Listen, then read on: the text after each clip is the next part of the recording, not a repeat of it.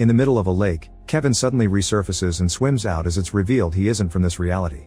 He walks down the road and activates a bracelet to jump into another world, desperate to find his wife. This all started over a decade ago. Kevin loses his job at the bank, so he goes to a bar to drink and forget. Here he's approached by Molly, who was dared by her friends to talk to him. It starts as a prank, but the two quickly hit it off and start dating, eventually getting married and having a child. Unfortunately, the couple loses their son, and this puts lots of strain on their marriage. Kevin is stuck in a desk job he hates, and Molly has become an alcoholic. One day, Kevin's boss gets tired of Kevin's attitude and tells him to take the rest of the day off, throwing a hint that he may be fired soon. Then Kevin gets stuck in traffic and calls Molly, which ends up in another argument. While he's distracted, a vehicle hits Kevin's car and he passes out. Moments later, Kevin wakes up and sees people running around the car on fire while a strange man checks on him, only to pass out again. A few more moments pass, and this time Kevin wakes up in an alley with the same guy watching over him, who introduces himself as the benefactor. Kevin keeps on hearing a ringing in his ears, and when he stands up, he's so dizzy he almost falls. He's about to pass out again, so the benefactor punches him to snap him out of it. Once the ringing disappears, the benefactor says he has a job offer for Kevin, mentioning he may be unemployed soon. Kevin is creeped out by a stranger knowing this and tries to leave, but when he reaches the street, there isn't a single person or car around. Next, he thinks of calling Molly or the police, but the benefactor mentions it won't work and that this isn't the first time they've done this. Finally snapping, Kevin pushes the benefactor against the wall and demands to know where everyone went, but the benefactor says it's Kevin who has moved. Afterward, Kevin is dragged into a restaurant, where everyone including the owners and the waitress Tina seem to be scared of the benefactor. At that moment, Kevin realizes that the benefactor is actually Satan, and when Tina brings the food, the benefactor makes her sit next to him by threatening her with a knife. The benefactor explains how each choice we make creates countless realities where a different option was chosen, and that his power is to shift people, meaning he sends them to other universes. In the case of Kevin, he's brought him to this place, and in exchange he sent Molly a husband that actually cares. The Molly of this reality was also sent away after Kevin gifted her a special necklace. Kevin refuses to believe any of this and asks for proof, so the benefactor uses a bracelet to send Tina into another dimension. Her parents fall to their knees in grief as a shocked Kevin steps away from the table. The benefactor insists he has a job offer for Kevin. In every reality he has a shifter to do his devil work while he's universe jumping, and he wants Kevin to be one of them. In fact, the Kevins of other realities have already accepted, and they have everything they want in their lives, they only had to sell their souls. The benefactor even offers Kevin to give him back a perfect Molly, however Kevin responds by praying. At first the benefactor finds it amusing, mentioning how God won't ever care, but eventually he becomes angry at being ignored and disappears. Feeling lost and confused, Kevin apologizes to Tina's family and goes to the street, where he starts learning more about this reality. This version of society is living under a totalitarian regime, and officers wearing futuristic armor patrol the streets. When some cops see Kevin, he gets scared and runs away. Time starts to pass and Kevin has to adapt to this new society and learn its history. War and hate took over this society to the point of almost destroying the world. One day the shifters showed up, working in secret to get rid of anyone they considered problematic, like politicians, pastors, and soldiers. Millions of people disappeared and peace was restored until the benefactor came to this world as well, and the few remaining leaders gave him control. Now this world has no hope and no faith, also religion is illegal. It's been 5 years since Kevin was brought here. He's perpetually sick and known as the Kevin who refused, so he uses a fake name to work for a construction company. His only friend is Gabriel, who knows the truth about him. Kevin writes any Bible passages he can remember on a typewriter and distributes them through Gabriel in secret as a way to rebel against the no praying law. In his free time, Kevin likes to help as many people as possible, wanting to make a better place out of this depressing city. Most of the world is destroyed by war and most people are poor, while the benefactor's secret police rules the streets with brutality. By wandering around the city being kind, Kevin gets to see the little beautiful moments that remind him of Molly and keep up his faith in God. Unfortunately, sometimes those memories transform into nightmares that show him losing Molly and his son over and over. Kevin also likes to visit the theater to experience something called Vika viewing, which is a live feed showing the viewer alternate realities. The owner of the theater is Russo, who has been looking for his lost cat for 4 years. There's a chair in front of the screen, and Kevin sits with a remote control that allows them to change the reality he's seeing. His goal is to find where the benefactor has sent Molly. Most of the time he only gets to see how brutal other realities also are, but one afternoon, Kevin gets emotional when he finally sees Molly again. In that world, she's a single mother working as a nurse. Crying, Kevin tries to touch the screen, but the recording goes off, so he has to step back and respect the boundaries. Soon his time is over and he rushes to Russo to ask for more, but his schedule is fully booked, so Russo tells him to come back in a few days. On his way back home, Kevin sees lots of people protesting at the bridge because the cops won't allow anyone to cross into the south end. It turns out that the area has been scheduled for demolition, meaning many citizens will lose their homes. Suddenly a man jumps over the barrier and past the cops to reach the middle of the bridge where he suddenly disappears, meaning he was a shifter. The crowd begins panicking and pushing back against the cops, causing the officers to throw gas bombs and open fire to get them all to leave. As everyone runs away, Kevin is cornered by a cop who almost shoots him, but Gabriel drags him away just in time. The duo hides inside an old factory and Gabriel tells Kevin that God has abandoned them. Afterward, Kevin goes to the grocery store and while waiting in line, he sees a kid walk away from his mother.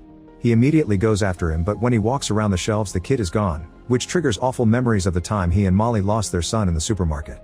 Thankfully the boy appears again next to his mother, but Kevin can't help scolding the mother for not noticing the kid was gone.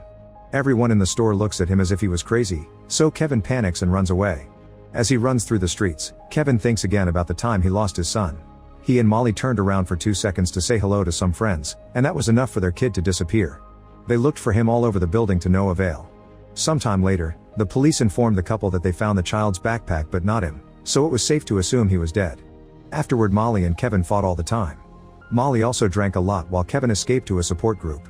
One day he tried gifting Molly a necklace that said he lives as a symbol of hope, but Molly found it distasteful. She wanted Kevin to grieve with her and move on, but Kevin still thought there was a chance they could find their son. The ensuing argument caused them to separate. In the present, Kevin is grabbing some alcohol from a trash can when he's seen by his neighbor Rajit, who invites him to have dinner with his family. Kevin is having a very nice evening when suddenly Rajit reveals he knows Kevin's real name because he overheard Gabriel say it. Rajit also knows Kevin has been sharing Bible verses, so to thank him, he makes his girl sing a sweet little tune. Kevin is so touched by this ray of hope that he cries, and when Rajit asks him to teach the girls, Kevin immediately agrees. That evening, Kevin shares as many stories from the Bible as he can remember. After he's done, Rajit notices Kevin has a tattoo, and Kevin explains it represents an empty tomb. It happens to match the design of Molly's necklace. At that moment a siren begins echoing through the city and people on the streets run to hide. Kevin and Rajit's family check the TV to watch an emergency broadcast announcing that the benefactor has returned. The mayor reminds the citizens that if the benefactor needs them for anything, they need to cooperate or the punishment will be death. Sometime later, Kevin returns to the theater and begins looking at the Mollys from different universes until he finds one wearing the necklace, meaning that's the one from his world who got shifted. An excited Kevin rushes to the control room to celebrate and ask for that universe's address code, and when Russo says he can't give it to him, Kevin gets rather aggressive.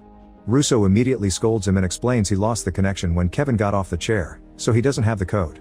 Kevin wants to try again, yet Russo refuses, saying that even if they manage to find the same Molly, which could take hours, the address is pointless if Kevin doesn't have the special bracelet, also known as Deviator.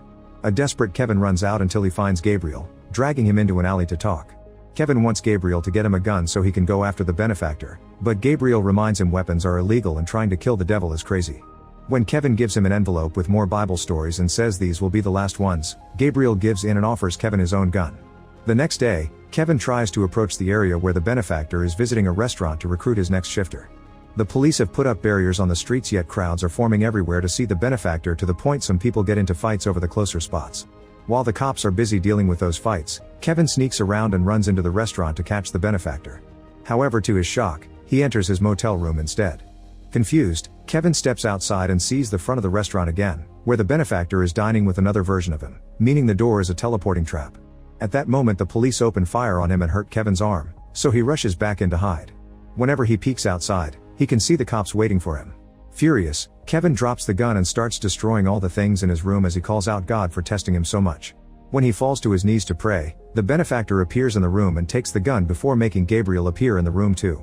Gabriel immediately denies knowing Kevin, so an amused benefactor makes the gun disappear and orders Gabriel to clean up the room. Then the benefactor gives a speech about how God doesn't care and offers Kevin the job again. Kevin replies by asking about his son, so the benefactor tells him to leave the room so Kevin can learn he isn't a good person.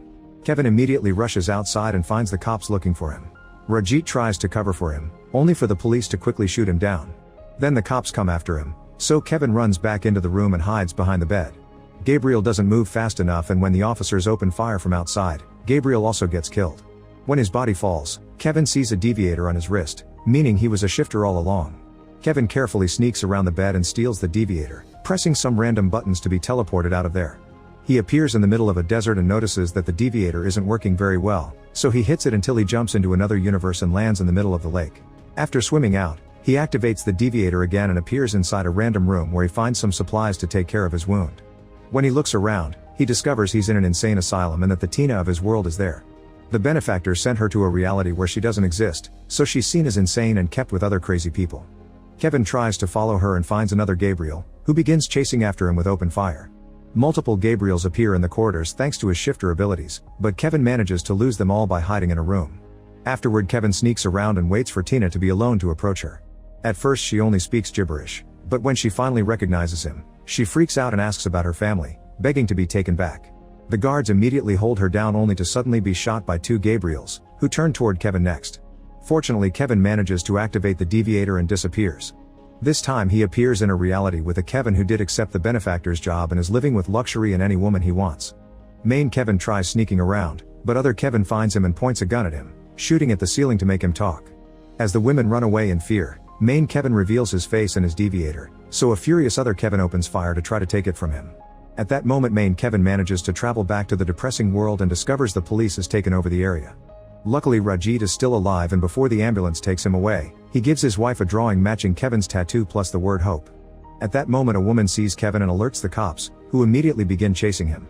Kevin runs as fast as he can and makes it to the theater, where he immediately grabs the remote to start looking for Molly. By some miracle, he finds his Molly on the first try, and Russo tells him the address code while the cops burst into the building. Using the deviator, Kevin disappears just in time. In another reality, Kevin finds his Molly, who doesn't want anything to do with him. Kevin tries to say he never gave up on them and that he's changed, but it's not enough for Molly, who has already moved on and only keeps the necklace as a memento. Suddenly someone drags Kevin away by the shoulder. It's the benefactor, who brings Kevin back to the theater. Another Gabriel shoots his deviator and the benefactor brings over Tina before admitting he did shift Kevin's son, causing a furious Kevin to try to attack him. The cops immediately hold him down and the benefactor makes a final offer. Kevin must choose between going back to Molly for good or sending Tina back to her family. As Kevin hesitates, Russo is shocked to finally find his cat again, which is the sign of hope Kevin has been waiting for from God. He chooses to send Tina back to her family, and as she reunites with her loved ones, the benefactor takes Gabriel's gun to try to shoot Kevin. At that moment, a miracle blesses Kevin for his choice and sends him to the reality where Molly is a single mother and nurse. Since he's been healed up and his ring is missing, Kevin approaches this Molly in the bar like the other her did to him the first time, and they immediately hit it off. They soon start dating and Kevin starts a new life here, saying it's not his world but it is his home. Eventually he marries this Molly and he becomes a father to her daughter. They also have a child of their own. Kevin is so happy with this new family that he believes God rewarded him with the double of what he lost. Make sure to subscribe and turn on notifications so you can watch more videos like this. Thanks for watching.